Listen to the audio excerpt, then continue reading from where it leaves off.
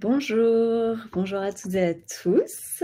Bienvenue dans ce live métier en coulisses pour découvrir ensemble le métier de responsable de production cinématographique et audiovisuelle avec Rosalie. Bonjour Rosalie. Bonjour. Je vois qu'on est déjà 17 personnes de connectées. On va peut-être attendre quelques secondes, mais je vous laisse dire bonjour dans le chat et peut-être nous dire d'où vous venez, pourquoi vous venez écouter ce live. Est-ce que c'est simplement par curiosité ou peut-être que vous êtes intéressé par le métier, que vous exercez déjà à peu près ce métier aussi? Bonjour. Bonjour Marine. De l'île de Poissy.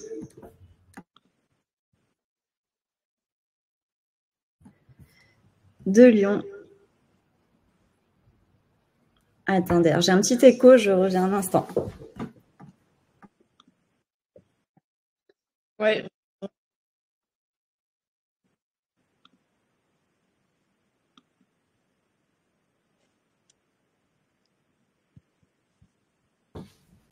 Pardon, excusez-moi. Donc bonjour Toulouse, Lyon, Paris, Poissy, super. Bonjour, enchantée et bienvenue à toutes et à tous. Déjà, un grand merci Rosalie d'avoir répondu oui pour donner 30 minutes de ton temps pour aider les autres et parler de ton métier et nous raconter un petit peu ton parcours et partager tes différentes expériences. Je me présente, moi je m'appelle Wendy, donc je travaille chez Chance en tant que product designer et je suis heureuse de découvrir cette voie professionnelle aujourd'hui. Et juste avant de commencer l'interview, je vous propose quelques petits mots sur Chance pour celles et ceux qui ne connaîtraient pas. Donc Chance, c'est une communauté d'entraide professionnelle et une méthode qui aide chacune à trouver sa place dans le monde du travail et donc dans la société. On a plusieurs programmes d'accompagnement. Peut-être que certains ou certaines connaissent déjà. Le plus connu, c'est le bilan de compétences. Et dans cette méthode, il y a plusieurs phases. Et une phase d'exploration qui propose aux personnes d'aller un petit peu d'aller se confronter à la réalité des métiers pour justement peut-être enlever les fantasmes qu'on peut avoir sur certains métiers, que ce soit positif ou négatif d'ailleurs. Et c'est toujours enrichissant et hyper intéressant de parler avec des professionnels. Et on peut vite aussi se rendre compte si le métier va résonner ou nous motiver, ou alors si au contraire, ça va nous enlever toutes les projections. Et voilà, donc cette semaine touche à sa fin, mais encore quelques lives jusqu'à ce soir, mais on a exploré 50 métiers différents. Donc voilà, donc c'était super intéressant. Je vous incite à les consulter, ils seront disponibles sur YouTube. Donc pour commencer, Rosalie, encore merci de te rendre disponible. Est-ce que tu peux peut-être nous te présenter, nous parler de ton métier, ton parcours, comment t'en es arrivé là et qu'est-ce qui a fait qu'aujourd'hui tu es responsable de production cinéma et audiovisuel? Bien sûr. Bonjour à toutes et tous et ravie d'être là aussi. Donc, je suis Rosalie et je vais prendre mon parcours depuis le départ. Donc, j'ai fait des études. J'ai fait un an d'hypocagne en sortant d'un bac S. Ensuite, j'ai intégré Sciences Po Lyon, donc qui est une formation assez pluridisciplinaire et dans laquelle finalement on peut un peu tout et rien faire puisqu'on est un peu spécialiste de tout et ça s'affine au fur et à mesure.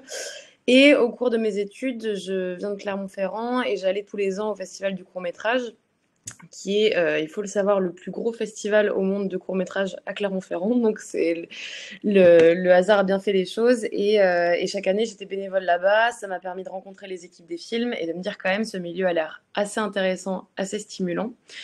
Et donc, à la suite de ça, j'ai un peu multiplié et resserré toutes mes expériences pour aller dans cette direction. Donc, j'ai fait, toujours au sein de Sciences Po Lyon, un master de gestion culturelle / relations internationales et j'ai fait un stage de fin d'études dans une structure qui a été assez importante pour la suite de mon parcours qui s'appelle Caïman Productions. qui est une société de production qui fait à la fois des contenus audiovisuels, puisqu'il y avait 2 émissions de flux, ce qu'on appelle de flux, donc c'est des émissions hebdomadaires qui sont Viva Cinéma et Court Circuit, donc respectivement sur Ciné+ et Arte, et aussi des cours à côté. Une fois que j'ai terminé ce stage, ça a été des courts-métrages, pardon, destinés au festival, au cinéma, mais on y reviendra un peu plus tard.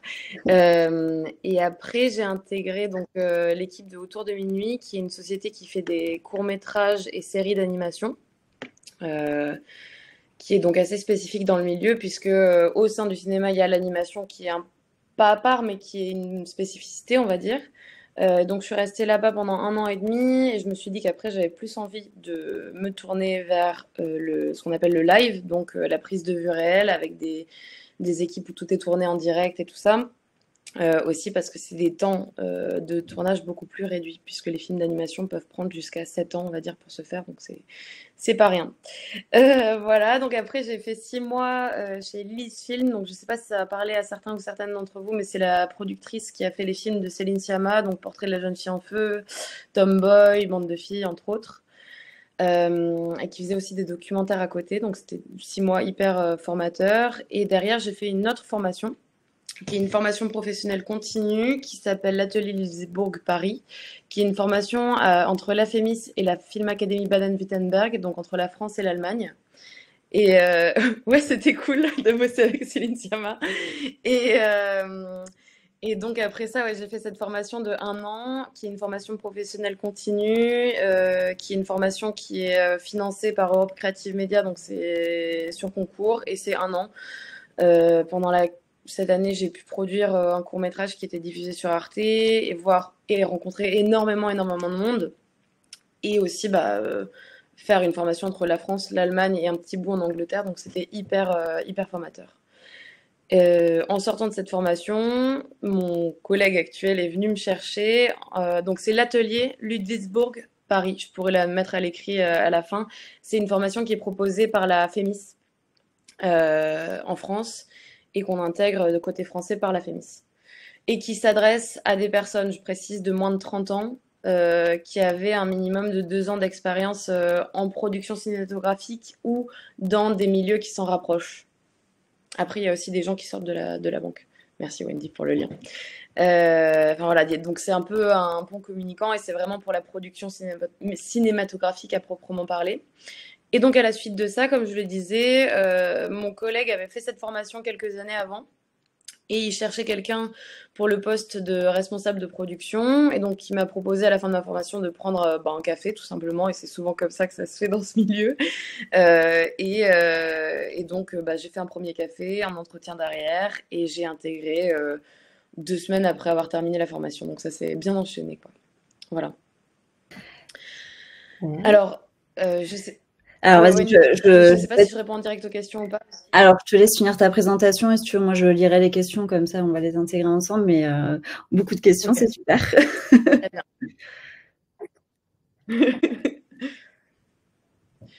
Non, mais du coup, j'ai terminé. Maintenant, le poste que j'occupe aujourd'hui, c'est ça, c'est responsable de production et c'est au sein de IC. Donc, c'est les films de Mounia Medvour, notamment Papicha et Ouria, les films de Marc Duguin, qui est plus connu pour ses écrits, puisqu'il a fait La Chambre des officiers, entre autres. Et donc, on fait à la fois des longs métrages qui sont à destination de la salle, du cinéma, mais aussi pas mal de projets télé. On s'ouvre de plus en plus à des projets audiovisuels, donc pour la télévision. On a fait notamment un film qui s'appelle Seul et qui sera diffusé à l'automne sur France Télévisions avec Samuel Le Bihan et 2 documentaires pour Canal+. Merci beaucoup, Élise. Ok, hyper intéressant. Merci beaucoup pour tout ce partage. Pour rebondir sur la question d'Isabelle, est-ce que tu as en tête peut-être des formations pour des personnes qui feraient une reconversion post-30 ans? Alors, je sais que la FEMIS offre d'autres formations qui sont très intéressantes et qui sont plus larges, il me semble. Après, pour les personnes de plus de 30 ans, je ne sais pas exactement, mais ce que je conseillerais aussi, en fait, c'est la production, mine de rien. Il y a des profils extrêmement variés qui intègrent ce milieu-là. Et il y a pas mal de formations qui sont mine de rien. Alors après, ça dépend, je ne sais pas à quel point mais c'est possible ou pas, mais il y a des formations qui sont en alternance et qui sont plus intéressantes aussi parce que ça permet de se mettre directement dedans. Je ne l'ai pas vraiment dit tout à l'heure, mais pour moi, à mon sens, le poste d'assistant de production, c'est quand même important de passer par là à un moment ou à un autre pour avoir vraiment la réalité de ce que c'est de mettre les mains dans le cambouis, de faire un dépôt d'aide, de demande de financement et tout ça. Euh, mais pour l'instant, je pourrais faire une petite recherche et compléter le live en regardant les formations qui s'ouvrent aux personnes de plus de 30 ans, mais il y en a pas mal quand même. Ok. Merci beaucoup. Est-ce que tu peux peut-être, avant de répondre à la question sur les qualités et compétences, nous décrire déjà en quoi consiste ton métier? Alors, en off, je sais que tu m'as dit qu'il n'y avait pas vraiment de journée type, mais je ne sais pas si tu peux nous raconter 1 ou 2 journées avec des missions et des tâches que tu fais. Ouais, bien sûr. Alors, je pense que ça va vraiment aussi dépendre d'une structure à l'autre et de l'organisation d'une structure à l'autre, de la définition des postes et rôles de chacun. Moi, par exemple, pour vous décrire la journée que j'ai eue là aujourd'hui jusqu'à présent, j'ai eu pas mal d'échanges avec une auteure avec laquelle je prépare un dossier de financement pour le CNC, donc le Centre national du cinéma et de l'image animée, qui est un peu vraiment notre principal interlocuteur en termes de financement public. Donc mon rôle, ça va vraiment être d'accompagner les auteurs dans leur préparation à ces dossiers. Eux vont faire l'écriture, mais je vais les guider. Si je devais faire un comparatif avec le poste de producteur ou de productrice, c'est de faire de la maïeutique. Donc en fait, accoucher d'un projet et aider l'auteur à accoucher d'un projet. Donc il y a vraiment cet accompagnement quotidien avec les auteurs dans la préparation de réunions, dans la préparation aussi de... Moi, je vais quand même gérer pas mal le planning de la société et en lien avec les auteurs qui vont me faire remonter à la fois les besoins et en lien avec les guichets de financement où je vais voir aussi quand est-ce qu'il y a tel ou tel dépôt qui va être nécessaire pour la construction du financement du film. Et aussi donc le prod qui va prendre les décisions mais à qui je fais remonter toutes les informations nécessaires pour les prendre, on va dire. Et il y a aussi évidemment tous les partenaires extérieurs qui sont hyper nombreux sur des films, qui soient pour le cinéma ou pour la télévision. Mais à chaque fois, on va avoir différentes personnes de la chaîne avec qui on va être en contact. Et ça, c'est vraiment quelque chose qui est propre à la production, c'est d'être vraiment au centre, au cœur de la matrice, de A à Z sur le film. Et c'est pour ça que je trouve ça intéressant. Parce que on va avoir du coup les chaînes qui vont être en contact avec nous, ce qu'on appelle les distributeurs, donc c'est les personnes qui vont permettre au film de sortir en salle, les vendeurs internationaux qui vont permettre de faire vivre le film à l'international. Toutes ces personnes en fait vont concentrer les questions vers nous, puisque on est l'interface aussi. Il y a aussi des personnes très importantes qui sont les agents que vous avez, j'imagine, dû voir dans la série 10%, mais avec lesquels on parle aussi pour les auteurs et qui font, mine de rien, quand il y a des questions d'argent, de contrat, etc., tout va passer par eux. Ok, donc des missions Voilà, je sais pas si c'est clair, mais ouais. exactement. Ouais, donc c'est beaucoup, beaucoup de coups de fil, beaucoup d'échanges. Moi, je travaille avec un assistant de production qui m'épaule et m'aide énormément au quotidien, notamment justement, là, cette semaine, il est en cours parce que justement, lui est en alternance, mais c'est lui qui va aussi s'occuper de, par exemple, tous les contrats de techniciens. Je vais lui dire, bon, voilà, on a telle personne à embaucher de tel moment à tel moment, donc il y a une grosse part administrative. Et après, sur le reste, nous, on a la particularité dans la société dans laquelle je suis d'être en lien direct avec la post-production qui est sur les mêmes, qui est dans les mêmes locaux que nous. Donc, ça va être aussi sur des documentaires de montage un gros, gros suivi à faire. Et sur les tournages, on va un peu plus passer la main à des équipes de tournage, mais on va être là avant, après, pendant, à distance. Voilà. Je peux vous détailler les étapes de la production après s'il y a des questions là-dessus, parce que ça peut ne pas être très clair sur tous les déroulés, toutes les étapes de la vie d'un film. Ok, super. On va voir si on a un peu de temps à la fin. Des questions, il y a des questions sur les compétences et les qualités nécessaires pour être responsable de production. Est-ce que tu peux nous en dire plus? Et Clément nous interroge sur la part de créativité aussi dans ton poste. Ouais. Alors, je trouve que c'est ça qui est intéressant avec le cinéma et les structures dans lesquelles on est, c'est que justement dans les petites structures, et ça va être différent dans des gros groupes, on est amené à avoir un peu un aspect couteau suisse. Donc moi, par exemple, à mon poste, évidemment qu'il faut que je sois quand même assez créative, puisque je veux aussi m'occuper d'écrire les notes de production, de relire tous les scénarios des auteurs, leurs notes. Il faut quand même que j'ai un regard là-dessus, que j'ai un regard qui soit construit, que je sache lire un scénario, que je sache regarder un montage, même si c'est pas forcément à chaque fois toute l'équipe le fait. Donc mon regard est important, mais au même titre ou même un titre un peu en dessous de celui du producteur, par exemple. Donc ça va dépendre vraiment de la configuration dans laquelle on est. Mais en tout cas, pour moi, c'est vraiment au cœur parce que j'aime particulièrement dans mon travail le travail du développement, mais à chacun de faire son poste aussi. Il y a des gens qui, par exemple, vont beaucoup plus être intéressés par la partie financière, qui est aussi très très importante, et la partie juridique, qui sont un peu le nerf de la guerre à chaque fois aussi. C'est savoir suivre et lire un budget, savoir suivre et lire un contrat. Enfin, c'est des choses qui sont multiples mais nécessaires. Après, c'est souvent où en fait des producteurs bossent ensemble et vont combiner leurs qualités et leurs forces. Donc certes, dans une petite équipe, il va y avoir besoin de cet aspect couteau suisse, mais dans des groupes plus gros, on peut, selon nos intérêts, aller côté créativité, côté plutôt business à faire, etc. Ok, merci beaucoup. Il y a une petite question d'Axel, par curiosité. Est-ce que tu parlais de souvenirs d'enfance avec le Festival du cours à Clermont-Ferrand, mais est-ce que ça a toujours été un rêve pour toi d'exercer ce métier-là? Ou du moins dans ce domaine-là, peut-être? Alors, oui, je pense que j'ai toujours été intéressée par le cinéma depuis petite. Je dirais qu'il y a eu deux moments un peu fondateurs. Bah, le premier, c'est con, hein, mais c'est le dispositif lycéen au cinéma, comme quoi ça marche. Mais dans lequel j'ai vu des films qui, en fait, m'ont vachement bousculée, interrogée. Je me suis dit, mais c'est incroyable de pouvoir faire ça et de pouvoir contribuer à ça. Euh, et de pouvoir voir ça aussi, tout simplement, hein, de pouvoir accéder à ce contenu, c'est une chance. Et derrière, en fait, au Festival du court-métrage, justement, tout le monde dans ce festival se retrouve après les séances et dans les mêmes soirées. C'est un peu l'avantage de ce festival-là, c'est que c'est hyper démocratique. Et donc, je me retrouve dans une soirée à vider, avec plein de gens qui travaillent dans le cinéma. Et à un moment, bah, j'étais pas très intimidée, mais je vais voir deux producteurs et puis je leur dis, mais quand même, qu'est-ce que c'est, vous, votre travail, en fait? Parce que c'est souvent un peu, enfin, un truc un peu abstrait pour les gens de qu'est-ce qu'ils font, les producteurs? Est-ce qu'ils ramènent des sous? Est-ce que c'est que ça et tout ça? Ils me regardent, ils me font pas du tout, c'est pas du tout que ça, c'est pas du tout que ramener de l'argent.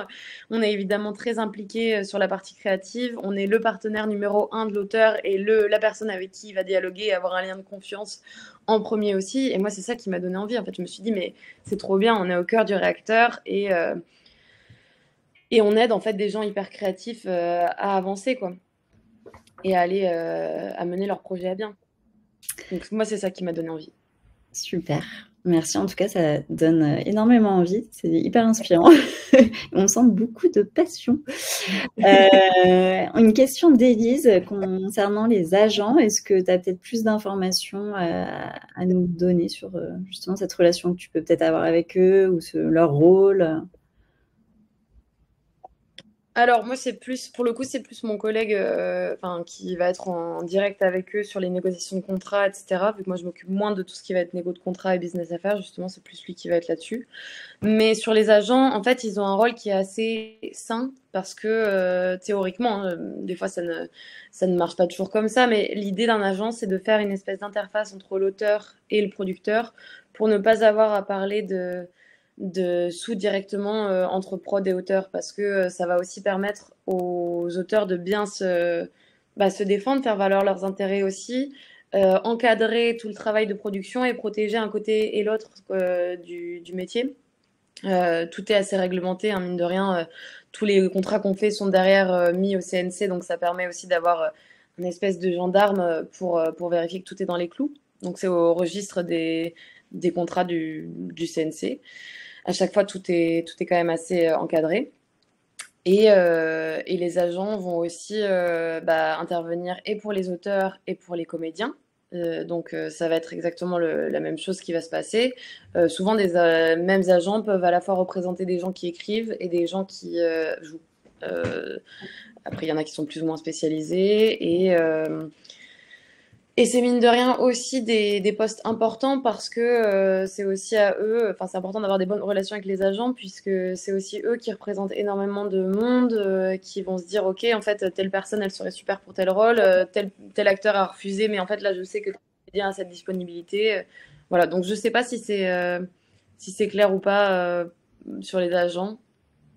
Ok, je pense que tu as répondu. En tout cas, Élise, n'hésite pas à dire si tu as un complément d'information. Pas mal de questions, je vais enchaîner, je suis désolée.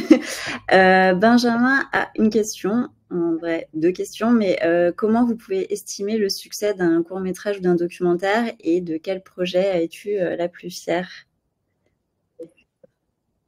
Alors, pour les courts-métrages et pour les documentaires, ça va pas être les mêmes manières d'évaluer le succès, puisque ça va pas être les mêmes canaux de diffusion. Pour les courts-métrages, un gros indicateur, ce sera vraiment les festivals. Après, ça va dépendre aussi de la manière dont on l'a financé. Souvent, on finance des courts-métrages avec des préachats télé. Donc, s'il y a déjà un préachat à la clé, c'est signe d'un intérêt et c'est pas systématique. Quand ils sont produits, c'est quand même quasiment systématique qu'il y a un diffuseur derrière. Et après, ça va vraiment être, oui, le circuit en festival, les prix que le court-métrage va recevoir. Et en fait, ça va être souvent un effet boule de neige parce que plus le court-métrage va en festival, plus il va être vu. Au sein même des festivals, il y a différentes catégories. Il y a des catégories A et B. Et ça va vraiment permettre de le faire vivre. Après, il y a aussi différents dispositifs en France qui sont liés à l'agence du court-métrage, qui est une agence qui permet vraiment de faire vivre le format court. Ils peuvent être notamment intégrés dans des dispositifs éducatifs, donc liés avec les écoles et tout ça. Donc ça va être un peu des signaux forts pour les cours. Derrière, il y a aussi maintenant de plus en plus des ventes internationales sur les courts-métrages, donc ça va aussi participer à ça. S'il y a des diffusions à l'étranger du court, bah, c'est quand même un signe de très bonne santé du programme, mais c'est quand même, ça reste encore assez limité sur le format court. Pour les documentaires, ça va être un petit peu la même chose, mais à une autre échelle. Donc ça va toujours être ce système de festival selon là où le documentaire va faire sa première, et le fait d'avoir différents partenaires aussi, mine de rien, ça va, dès la construction du film, les partenaires vont être déterminants. Donc, par exemple, avoir un vendeur interfort, ça va être très, très déterminant pour la suite. Et après, il y a aussi évidemment le rôle, et là je parle pour le long aussi, le rôle des critiques, de la presse, qui va donner quelque part le diapason pour la suite. Ok. Et le projet dont tu es le plus fier aujourd'hui? Je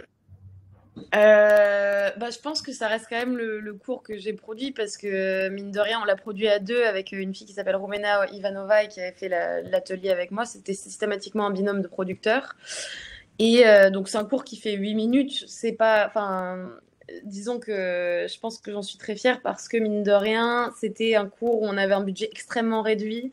Où il fallait mettre en scène une enfant au milieu d'une fête techno avec je ne sais pas combien de figurants et tout ça avec 13 000 euros de budget. Donc vraiment, enfin, c'était un truc. Donc le mener à bien et faire vivre cette foule et la faire vivre de manière crédible et tout ça, c'était quand même assez chouette. Ok, trop bien. Merci beaucoup. Elisa, qu'est-ce qui te donne le plus d'énergie dans l'exercice de ton métier? Je pense que, après, ça, c'est un truc qui est assez personnel, mais moi, je fonctionne vachement à l'affect et aux gens, en fait. Et mine de rien, ben, le cinéma, ça reste aussi de l'humain. Et moi, c'est ce que je trouve cool dans la production, c'est que, mine de rien, le côté qui pourrait être un peu frustrant, c'est qu'on n'a pas de.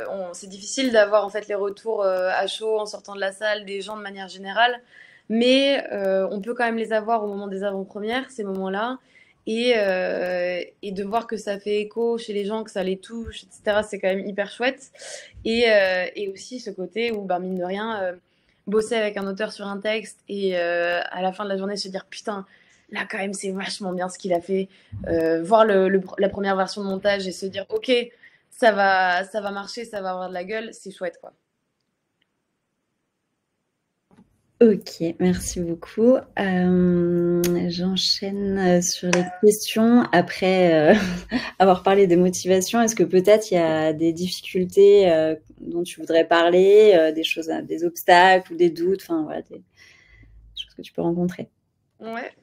Bah, les côtés négatifs qui sont quand même à prendre en compte, c'est, enfin, il y a à la fois le revers de ce truc-là très positif qui est l'humain peut aussi être le revers négatif qui est l'humain, parce que gérer des auteurs, c'est aussi des fois, enfin des auteurs et des gens dans le cinéma de manière générale.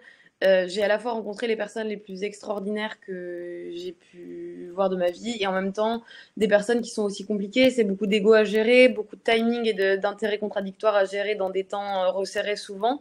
Donc ça, c'est assez difficile à concilier, mais en même temps, c'est chouette quand on y arrive.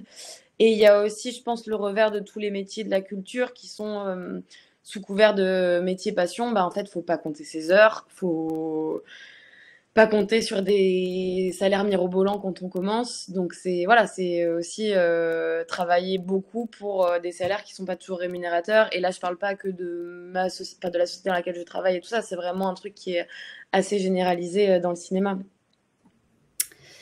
Merci. Tu parlais du rythme de travail. Justement, il y a une question d'Alice qui évoque la balance entre la vie perso et la vie pro et qui te demande aussi si tu es souvent amené à des déplacements ou des tournages loin de chez toi. Alors, moi, en travaillant en CDI dans une société de production, pas tant que ça. Bah, je vais faire un mini détour personnel, mais je travaille avec mon... Enfin, je travaille... Non, je vis avec mon copain qui travaille aussi dans le cinéma et qui, lui, en a plus que moi parce qu'il travaille plus côté festival, donc il est plus amené à voyager là-dessus. Et je trouve que, mine de rien, c'est chouette qu'il bosse dans le ciné parce que l'équilibre vie-boulot, enfin, boulot-perso, en fait, on peut aussi en parler et sans que ce soit réellement du travail. J'ai aussi une compréhension et un soutien par rapport à ça. Mais oui, il y a des moments où en fait, là par exemple, juste avant Cannes, on avait un film, un documentaire qui y allait et c'était hyper intense quoi. Enfin, j'ai quasiment pas eu de week-end, mais c'est pas du tout un truc qui est généralisé. Mais c'est souvent où en fait, oui, bah mon boss aime bien dire la prod c'est 24 heures sur 24, 7 jours sur 7. Oui et non.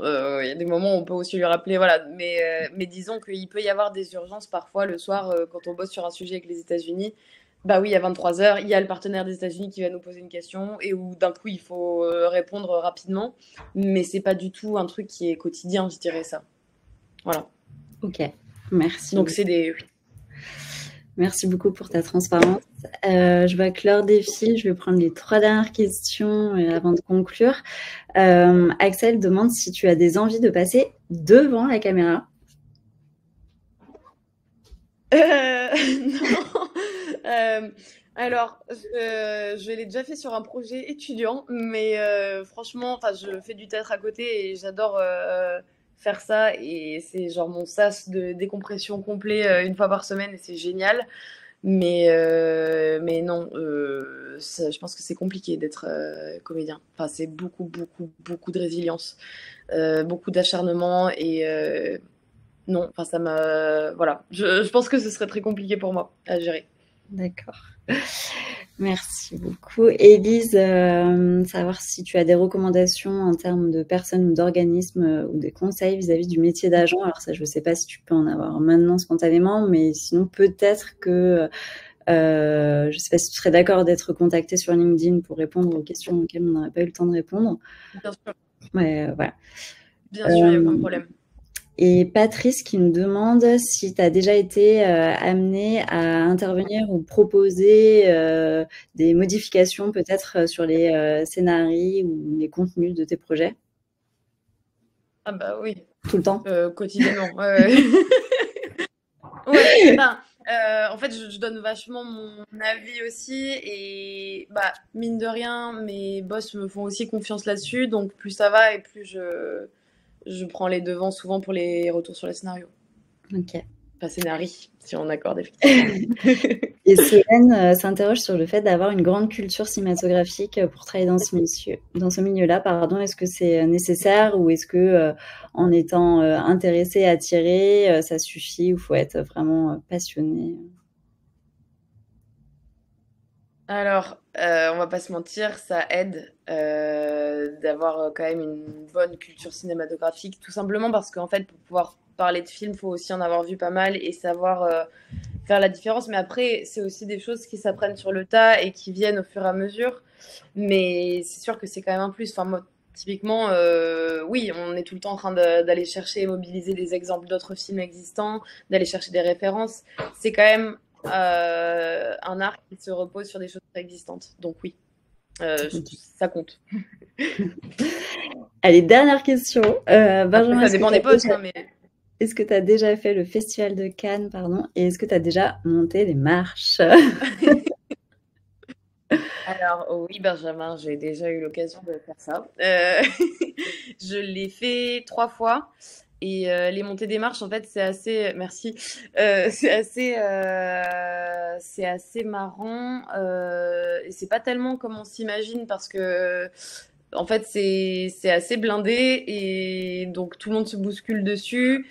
Parce que il y a deux choses différentes. Il y a faire la montée des marches avec le protocole et faire la montée des marches pour aller voir les films qui sont diffusés dans la grande salle. Mais c'est assez stylé. Parce que mine de rien, on est juste à côté des équipes des films qui ont réalisé tout ça et de voir les réactions directes, c'est quand même assez trippant. Merci beaucoup pour toutes ces réponses. On a déjà dépassé d'une minute, pardon, mais je pense qu'on pourrait rester encore longtemps à discuter, à échanger. Merci vraiment pour ton temps précieux parce que, comme on a pu l'entendre, c'est rare aussi.